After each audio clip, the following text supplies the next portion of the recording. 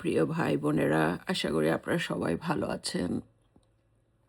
আমি তো মানে দুনিয়া থেকে চলে যাচ্ছি এরকম অবস্থা হইছে। সো আপনারা দেখছেন লাইক ইয়েস্টারডে আমি আম অল অফ সাডেন হঠাৎ করে অসুস্থ হয়ে গেছি। আসলে অসুখ-বিসুখ তো সবই আল্লাহর সৃষ্টি এবং হঠাৎ করে যেকোনো কেউ হতে পারে। সো অল অফ সাডেন আমি অসুস্থ হয়ে গেছি এবং আমার যেহেতু কেউ নাই, আমি একা এবং আমার মা চলে গেছে হলিডেতে আ এবং আমার মেয়েও চলে গেছে হলিডেতে গত পরশু এবং ওরা আমার কাছে থাকলেও হয়তো ওরা আসতে পারত, কিন্তু ওরা তো আ নাই। তো যাই হোক, আ এখানে ওই যে বললাম কালকে আমার ভিডিওতে বললাম না যে এবারে আ এই দেশে কোনো গার্জিয়ান লাগে না হসপিটালে যাওয়ার জন্য। অসুস্থ হলে মরে গেলে কোনো গার্জিয়ান লাগে না। নিজে নিজেই যাওয়া যায়। ওরা অ্যাম্বুলেন্স পাঠায় এবং যত ধরনের চিকিৎসা মানে দিতে হয় তা দেয় এবং মরে গেলে সেমেট্রিতেও পাঠিয়ে দেয়। সো গেলাম, এরকম আমি হঠাৎ করে সামটাইম সিক হয়ে যাই। সো আমার অনেক স্ট্রেস আছে এবং আমার আম ঠান্ডার প্রবলেম আছে এবং আমার তো প্রায় অনেকগুলি আমার সার্জারি আছে। আম সিজারিয়ান থেকে শুরু করে আম আমার হাত ভাঙছে। তারপরে হচ্ছে যে আমার গল ব্লাডার অপারেশন ছিল। তারপরে একটা লাম অপারেশন ছিল। মানে মাইনর, মেজর ২-৩ টা, তারপর হচ্ছে মাইনর। সো সবকিছু মিলিয়ে দেখা যায় যে আমি, তারপরে আমার মাথার মধ্যে একটা সিস্ট একটা আছে। সো সবকিছু মিলিয়ে এবং আমার যে শত্রুরা যে আমাকে যে স্ট্রেসগুলি দিচ্ছে, সো নিজের লোকেরা যে স্ট্রেসগুলি দিচ্ছে সব মিলাই তো মানে আমি যে মাঝে মাঝে চিন্তা করি যে আমি যে বেঁচে আছি এইটাই তো মনে হয় অনেক কিছু। অনেস্টলি আমি নিজে চিন্তা করি যে আ আমি বেঁচে আছি কেমনে? বেঁচে আছি কিভাবে? সো কালকে ওষুধ খাইছি, ওষুধ দিছে। ওষুধ দেওয়ার পরে মানে এমনভাবে ঘুম আসছে মনে হয় যেন আমি সকালে ঘুম থেকে উঠে মনে হয় যেন আমি নতুন জীবন পাইছি। এরকম একটা অবস্থা। সো ভাবলাম যে আমি একটু আমার ফেসবুকের ফ্রেন্ডদেরকে জানিয়ে দিই। অনেকে যোগাযোগ করেছেন, আমাকে মেসেজ করেছেন, অনেকে আমার খোঁজখবর জানার চেষ্টা করেছেন, অনেকে আমার জন্য দোয়া করেছেন, আমাকে মেসেজ দিয়েছেন, কল করেছেন যারা আমাকে চেনে, জানে। এবং আমি দেখেছি অনেকে যারা আমাকে চেনেন না, জানেন না, তারাও আমাকে মেসেজ দিয়ে দোয়া করেছেন। আপনাদের সবার কাছে অনেক, অনেক, অনেক, অনেক ধন্যবাদ এবং আপনাদের সবার জন্যও অনেক শুভকামনা এবং আপনাদের সবাইকেও দোয়া করি যে আল্লাহ যেখানে যেভাবে রাখে সবাইকে সুস্থ রাখুক, ভালো রাখুক। আপনারা যে যেখানে আছেন ভালো থাকেন। দেখেন ভাই বোনেরা, দুনিয়াটা তো হচ্ছে ২ দিনের, তাই না? কালকে যখন আমি হসপিটালে গিয়েছি, আমি চিন্তা করছি যে আমি এখান থেকে কি আর বাড়িতে যেতে পারবো?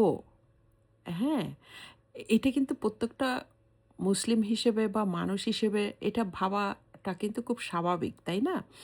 সবই তো আল্লাহর কাছে, এটা তো আর আমাদের কাছে না। সুতরাং চিন্তা করছিলাম যে যেতে পারবো। এতগুলি মানুষ হসপিটালে আসলে যে একেকজনের কষ্টটা দেখছি, একটা মানুষ মানে এত অসুস্থ, সে আসছে, সে দাঁড়াতে পারছে না। একলা সে। সো সে জাস্ট রিসেপশনের মধ্যে এসে পড়ে গেল ফ্লোরে। তারপরে নার্সরা এসে, লোকজন এসে সবাই তাকে বেডের মধ্যে উঠাইয়া ভিতরে নিয়ে গেল। সো চিন্তা করতেছি যে আল্লাহর কাছে শুকরিয়া করতেছি যে আমি তো তার থেকে একটু বেটার আছি, তাই না? সো আমি তো এটলিস্ট হাঁটাচলা করতে পারছিলাম হসপিটালে। সো আমাকে যেটা ওয়েটিংয়ে রাখছে, ব্লাড নিছে, তারপরে আবার ওয়েটিংয়ে রাখছে, তারপরে ইসিজি করছে, তা আবার ওয়েটিংয়ে রাখছে, ঐরকম। সো ওইটুকু সময়তে তো আমি হাঁটাচলা করতে পারছি, নিজের পানিটা নিজে নিয়ে খেতে পারছি। এই লোকটা তো তাও পারছে না। সো সে এখন কীরকম আছে হসপিটালে, খুব করুণ অবস্থায়, দেখছি আল্লাহ তাকে সুস্থ করে দিক। সো ওইটুকুই আমি শুকরিয়া করি যে আমি এতটুকু তো ভালো আছি। তো আসলে ওনাকে দেখে মনে হলো যে সাপোজ ওই লোকটার জায়গায় আমি। সো আমি যদি শেষ নিঃশ্বাসটা ওখানে ত্যাগ করতাম, তাহলে কি আজকে সকালে তার আপনাদের সাথে কথাই বলতে পারতাম না, তাই না? সো দুনিয়াটা আসলে কিছুই না। আমরা হিংসায় জর্জরিত হয়ে, যেমন আমার শত্রুরা যে আমাকে যেভাবে একটা পার্সোনাল অহেতুক অকারণে একটা মানে প্রতিশোধমূলক হিংসিত করে যে আমাকে টর্চার করা হচ্ছে মেন্টালি, যেহেতু আমি কারো কাছে নাই, আমি ফিজিক্যালি একসাথের নিচে কারো সাথে থাকি না, যার কারণে আমাকে ফিজিক্যালি টর্চার করতে পারছে না। সো আমি আমি যখন ফিজিক্যালি ছিলাম তখন আমাকে ফিজিক্যালি টর্চার করেছে। আপনাদেরকে সেটার ছবি আমি দিয়েছি, দেখিয়েছি। সো আমি আসলে এগুলি চাই না। আমি কখনো এগুলি করিওনি। আমি সবসময় চেয়েছি তারা যে যেখানে আছে সবাই ভালো থাকুক নিজেদের মতো, ঠিক আছে? কিন্তু তারা মানে এমন করছে যে আমার ওয়ালে পিঠ ঠেকে গেছে, ঠিক আছে? তো আমি এখনো চাই তাদের ভালো, আমার শত্রুদের ভালো আমি এখনো চাই। আমি চাই, ঠিক আছে, আমার সাথে তো যা আগে হয়তো রিলেটেড ছিল। এখন তো আমার সাথে আর কোনো কিছু রিলেটেড নাই। সুতরাং তোমরা যে যেখানে আছো, তোমরা তোমাদের জায়গায় ভালো থাকো এবং সুন্দর থাকো, তোমাদের ভবিষ্যৎ গড়ো। তোমরা আ মানে যেটা তোমাদের ইচ্ছে ভালোভাবে সেটা তোমরা করো। আমি তো পার্সোনালি তোমাদেরকে গিয়ে কোনো ধরনের প্রবলেম করছি না। তোমাদের নামে কোনো রকম কিছু করছি না।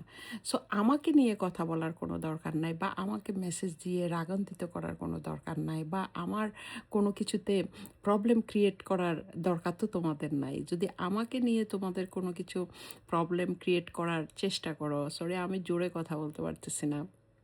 সো তখন তো আমার অ্যান্সার করতে হবে, তাই না? তখন তো আমার অ্যান্সার করতে হবে। সো আমি চাই যে আমাকে তোমরা আমার শত্রুদের উদ্দেশ্যে আমি বলি যে তোমরা আমাকে মানে ফোর্স করো না যে তুমি এটা করো। সো কারণ একটা ফ্যামিলির মধ্যে না এগুলি খুব একটা ভালো হয় না। এটা আপনারা ভাই-বোন সবাইকেও আমি বলি যে এম ফ্যামিলি পলিটিক্স এর থেকে বড় পলিটিক্স পৃথিবীতে আর কোনো অরিজিনাল দেশের পলিটিশিয়ানদেরও নাই, ঠিক আছে?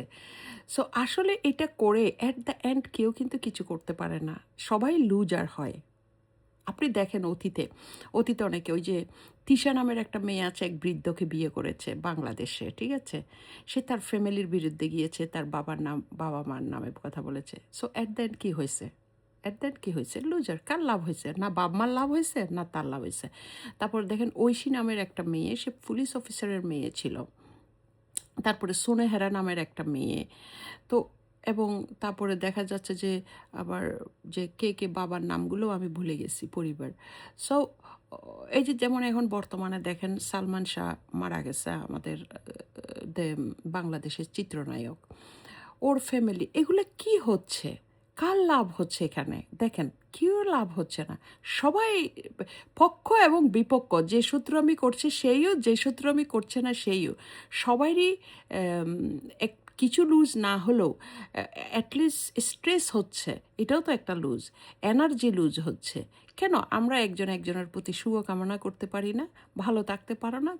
যে যেখানে আছে যেটা হবার, কেন আমরা এত মানে কি বলে যে প্রতিশোধের আগুনে জ্বলি? কেন? কি দরকার? সো কালকে আমি হসপিটালে গিয়ে যে আমার যে রিয়ালাইজেশন হইছে, এবং আমি মাঝে মধ্যে কবরস্থানেও যাই যে আমি এই রিয়েলাইজেশনটা করার জন্য যে আমার ওই ৩.৫ হাতেই তো আমার আসলে অরিজিনালি আমার জায়গা, যেখানে আমি মানে সারা জীবনের জন্য চলে যাব। আমি তো এখন দুনিয়াটাতে মেহমান, তাই না? দুনিয়াটাতে মেহমান। সো এই জিনিসগুলো আপনি, আমি, সবাই আমরা কিন্তু বুঝি। কিন্তু দেখা যায় যে কেউ আমরা ফলো করি না। এজন্য আমি সবসময় ব্রেন থেকে কিছু ভাবি না। সবসময় আমি হার্ট থেকে চিন্তা করি। আমি মানুষকে মূল্যায়ন করি। মানুষকে মানুষের মতন সম্মান করতে চাই।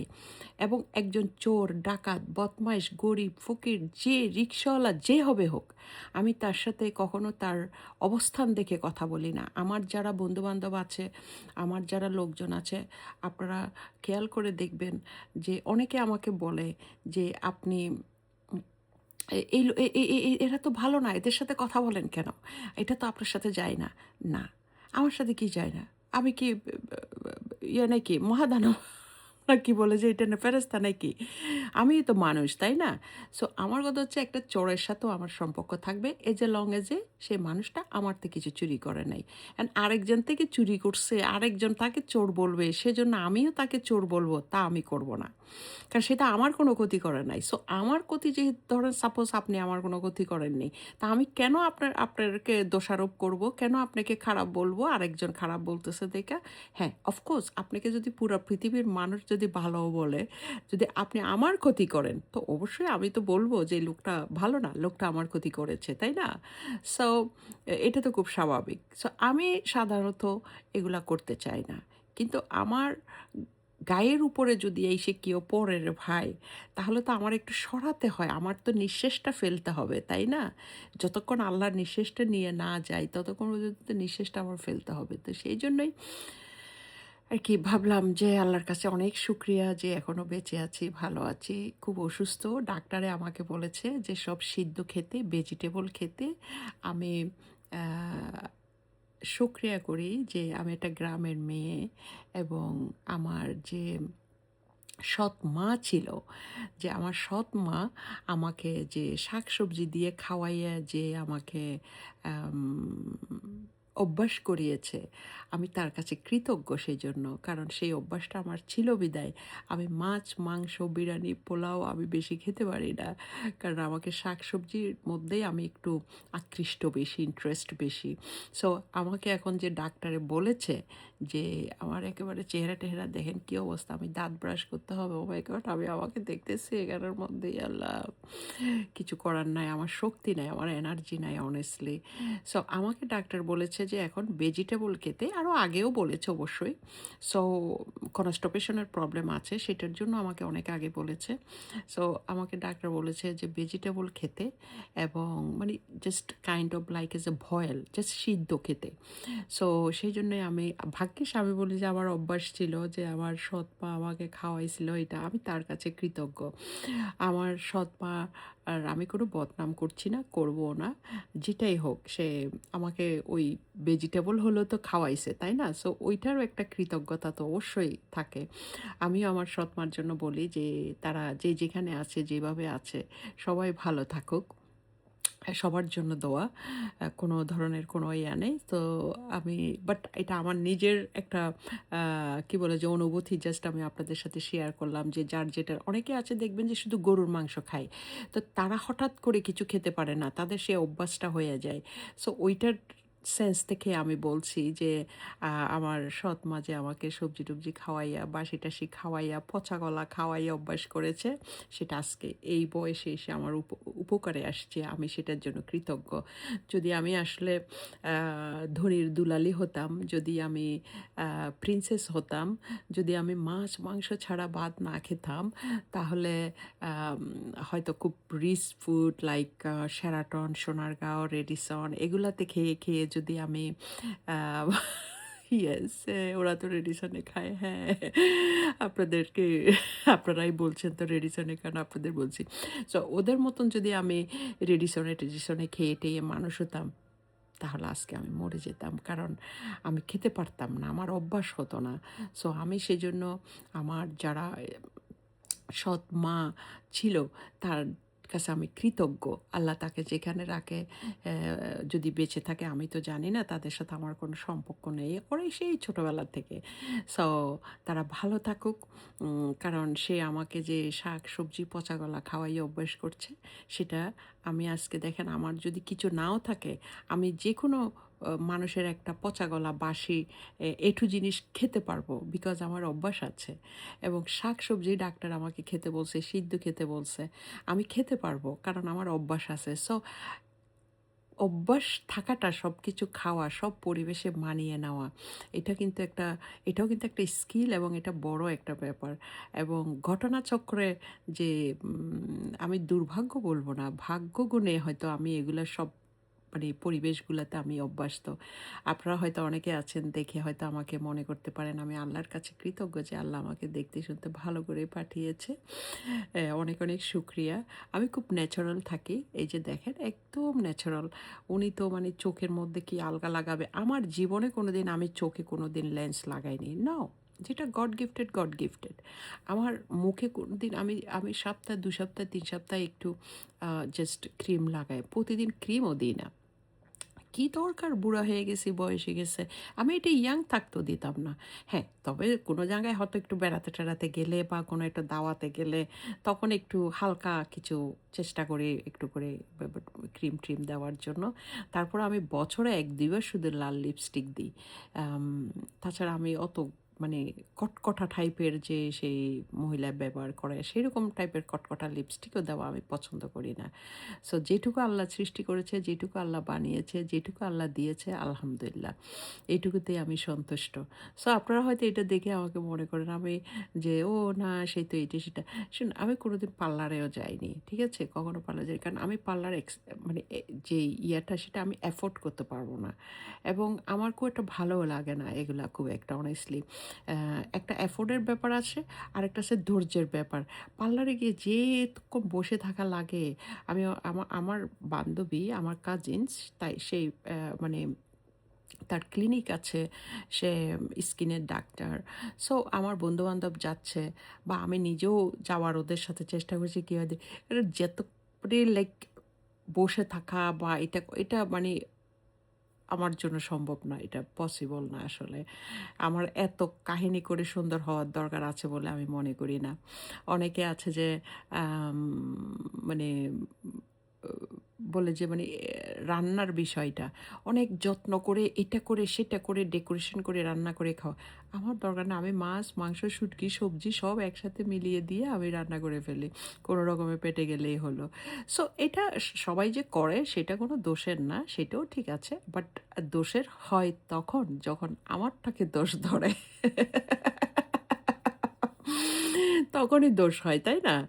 আমি তো আপনারটা দোষ ধরছি না। তাহলে আপনি আমারটা কেন দোষ ধরবেন? সো আমারটা যখন দোষ ধরবেন তো অবভিয়াসলি আমিও আপনারটা দোষ ধরবো, তাই না? সো এইটাই নরমাল বিষয়। সো যেটাই হোক, পুরা পৃথিবীর মানুষেরা ভালো থাকুক। আমি পুরা পৃথিবীর মানুষকে ভালো, মন্দ, খারাপ, আমার শত্রু, মিত্র সবাইকে আমি বলি যে, দেখেন জীবনটা খুব ছোট। সুন্দরভাবে বাঁচার চেষ্টা করুন, বাঁচতে শিখুন, নিজেকে ভালোবাসুন, নিজের পরিবারকে ভালোবাসুন, বড়দেরকে রেসপেক্ট করুন, ছোটদেরকে ভালোবাসুন। এটা টেম্পোরারি দুনিয়া। এটাতে সবকিছু পাওয়ার চেষ্টা করিয়েন না। ত্যাগেই শান্তি। বিষয়টা মনে রাখবেন। আপনি যত দিতে পারবেন, যত ত্যাগ করতে পারবেন, ততই আপনার ইনার পিসটা আসবে, মনের শান্তিটা আসবে। আপনি জানেন না, একবার ত্যাগ করে দেখেন, দেখবেন যে কী পরিমাণ, কারণ আমি ত্যাগ করতে মানে শুধু আত্মত্যাগ এটা মনে হয় বাকি আছে। সো সে কারণে আমি বুঝতে পারি যে মানে ত্যাগেই শান্তি কথাটা যে কতটা সত্য সেটা আমি বুঝি। সো ত্যাগ করতে শিখেন, দেখবেন দিতে শিখেন, গিভার হওয়ার চেষ্টা করেন, নট টেকেন। সো দেখবেন যে আপনাদের মনের একটা শান্তি আসবে। আপনারা ভালো থাকবেন সবাই।